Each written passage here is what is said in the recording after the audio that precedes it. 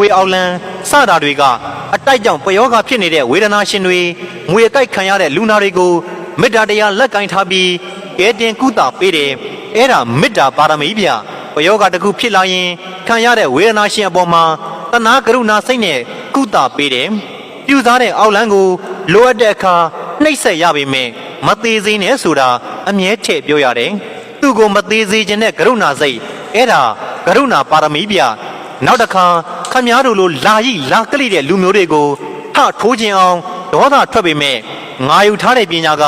သူတော်ကောင်းပညာပါလားသူတော်ကောင်းပညာယူထားပါလေဘာမဟုတ်တဲ့လူတစ်ယောက်ကလာပြောတဲ့အကျိုးမရှိတဲ့စကားအတွက်ရန်ထဖြစ်ဖို့မသင့်တော်ပါဘူးဆိုပြီးတီးခံရတယ်အဲ့ဒါခန္ဒီပါရမီဗျအချို့အကျိုးမရှိတဲ့ဝေဖန်ပုတ်ခတ်စော်ကားမှုတွေကိုမတိကြိုးကြွလှုပ်လိုက်ရတာတွေရှိတယ်အဲ့ဒါဥပ္ပခါပါရမီဗျပြီးတော့ဘုရားအမှုထားပြီးအဘဆရာတော်များနာမည်ကြီးလေးပါးနဲ့သူရတတိမဲတော်တို့ကိုတောက်တော်ရည်ချင်းစီမီပန်တတိအုံငပြောစတာတွေကိုကတ်လူပူဇော်တယ်အဲ့ဒါဒါနပါရမီဗျနောက်တစ်ခုက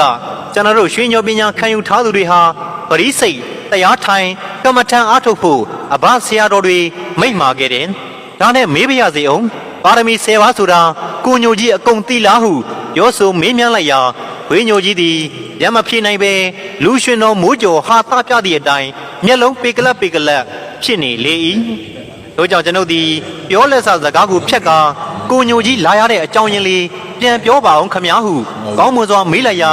၎င်းမှလည်းဒီလိုပါဆရာရဲ့စောစောကရွာထဲကကလေးတယောက်ကိုခွေးကြိုက်သွားလို့ပါကြိုက်တဲ့ခွေးကလည်းယူနေတဲ့ခွေးယူခမည်းသူ့ပိုးထီတာကိုတောင်းဆရာကကုသပေးနိုင်တယ်လို့ဇော်ထွန်းကပြောလို့ဆရာကိုလာပင့်တာပါကူညီပေးပါအောင်ဆရာဟုကောင်းမွန်စွာပြောဆိုပင့်ဖိတ်လေ၏